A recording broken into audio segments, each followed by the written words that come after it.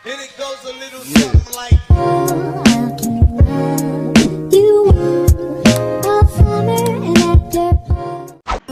Hai, Assalamualaikum warahmatullahi wabarakatuh. Bertemu lagi dengan saya, Firda Pratul ID. Di kesempatan video kali ini, saya mau sharing ke kalian materi perkuliahan saya, yaitu tentang hukum asuransi. Nah, yang pertama mau saya bahas tentang pengertian asuransi. Asuransi sendiri merupakan suatu bentuk jaminan atas barang ataupun jasa yang melekat di dalam sistem perekonomian, baik perekonomian Indonesia maupun perekonomian secara internasional. Adanya asuransi diharapkan mampu mencegah terjadinya kerugian-kerugian yang akan dialami oleh pihak tertanggung maupun pihak penanggung akibat adanya peristiwa-peristiwa yang tidak diduga. Nah, pihak asuransi sendiri hanya akan mengganti suatu kerugian dalam bentuk finansial atau dalam bentuk uang dengan nilai yang wajar. Unsur-unsur asuransi yang pertama ada premi. Premi merupakan pembayaran yang harus dilakukan tertanggung sebagai imbalan dari penggantian kerugian pembayaran. Besar kecilnya premi tergantung dari besar kecilnya resiko yang harus dipikul oleh penanggung. Adapun premi bukan merupakan syarat mutlak adanya perjanjian asuransi. Yang kedua yaitu peristiwa yang belum tentu terjadi. Nah, peristiwa yang belum tentu akan terjadi yang dapat menimbulkan kerugian kepada tertanggung. Misalnya itu, kebakaran terjadi terlebih dahulu. Nah, kalau udah gitu harus diselidiki penyebab kebakaran itu dari mana dan lain-lain. Jadi tidak bisa diberikan begitu saja. Yang ketiga ada ganti rugi. Ganti rugi sendiri harus dilakukan oleh penanggung apabila terjadi suatu peristiwa yang tidak diharapkan. Ganti rugi diberikan terhadap kerugian, kerusakan, kehilangan keuntungan yang diharapkan, dan lain-lain. Prinsip asuransi. Yang pertama itu ada prinsip kepentingan. Prinsip kepentingan merupakan unsur penting di dalam asuransi karena tertanggung atau pemegang premi berkepentingan agar kejadian yang tidak diharapkan itu tidak menimpanya. Yang kedua ada prinsip keseimbangan. Merupakan suatu pertanggungan ganti rugi yang diberikan oleh penanggung kepada tertanggung. Tidak boleh melebihi atau harus sesuai dengan kerugian yang diderita. Tujuannya mencegah adanya spekulasi dari tertanggung yang mengharapkan keuntungan berupa selisih dari jumlah ganti rugi setelah dikurangi dengan kerugian yang diderita. Selanjutnya ada prinsip utmost good faith, yaitu penutupan asuransi dianggap sah apabila penutupannya didasari dengan iktikat baik. Yang terakhir ada prinsip subrogasi. Apabila tertanggung telah mendapatkan penggantian atas dasar indemnity, maka si tertanggung tidak berhak lagi memperoleh penggantian dari pihak lain, walaupun jelas ada pihak lain yang bertanggung jawab pula atas kerugian yang diderita. Penggantian dari pihak lain harus diserahkan kepada penanggung yang telah memberikan ganti rugi. Selanjutnya yaitu ada polis asuransi.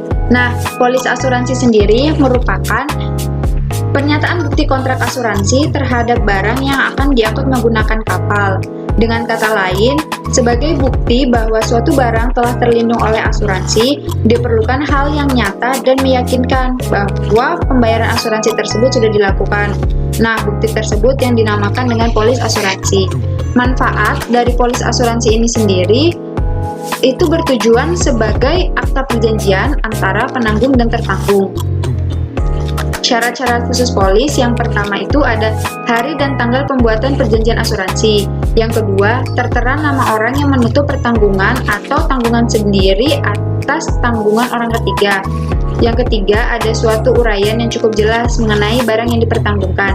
Yang keempat, jumlah uang untuk beberapa diadakan pertanggungan. Yang kelima, bahaya yang ditanggung oleh penanggung. Yang keenam, saat pada mana bahaya mulai berlaku untuk tanggungan si penanggung dan saat berakhirnya bahaya itu. Yang terakhir yaitu premi penanggungan tersebut dan semua keadaan yang sekiranya penting bagi penanggung untuk diketahui dan segala syarat yang diperjanjikan antar para pihak. Polis tersebut harus ditandatangani oleh tiap-tiap penanggung. Macam-macam asuransi. Yang pertama ada asuransi ganti rugi.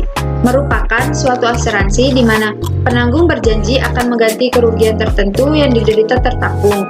Yang termasuk di dalam asuransi ganti rugi yaitu asuransi kebakaran, asuransi terhadap hasil pertanian, dan asuransi pencurian. Prinsip asuransi ganti rugi itu ada prinsip keseimbangan, yaitu ganti rugi yang diberikan oleh penanggung tidak melebihi kerugian yang diderita tertanggung.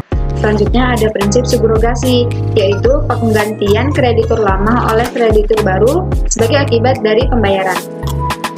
Yang kedua, ada asuransi sejumlah uang, yaitu penjamin berjanji untuk memberi sejumlah uang yang jumlahnya sudah ditentukan sebelumnya tanpa didasarkan kerugian tertentu. Sedangkan yang ketiga, ada asuransi campuran, merupakan bentuk campuran dari asuransi ganti rugi dan asuransi sejumlah uang. Contohnya seperti asuransi kesehatan dan asuransi kecelakaan. Asuransi yang diatur di luar KUHD. Yang pertama itu ada asuransi kredit. Asuransi kredit ini tidak termasuk di dalam kategori investasi karena merupakan perjanjian antara penanggung kepada tertanggung yang akan memberi premi terhadap kerugian yang mungkin akan diderita oleh tertanggung karena tidak melunasi pembayaran kreditnya oleh debitur. Selanjutnya ada asuransi pencurian, yaitu perjanjian antara penanggung yang akan membayar atau memberi ganti kepada tertanggung yang akan membayar premi terhadap kerugian yang mungkin akan diderita oleh tertanggung karena kehilangan barang-barang tertentu. Barang yang dipertanggung tersebut biasanya merupakan barang berharga seperti uang dan perhiasan. Selanjutnya ada asuransi yang diselenggarakan oleh pemerintah. Yang pertama yaitu ada tabungan dan asuransi pegawai negeri.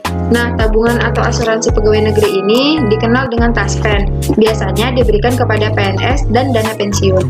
Selanjutnya ada asuransi sosial tenaga kerja atau biasanya disebut dengan JAMSOSTEK.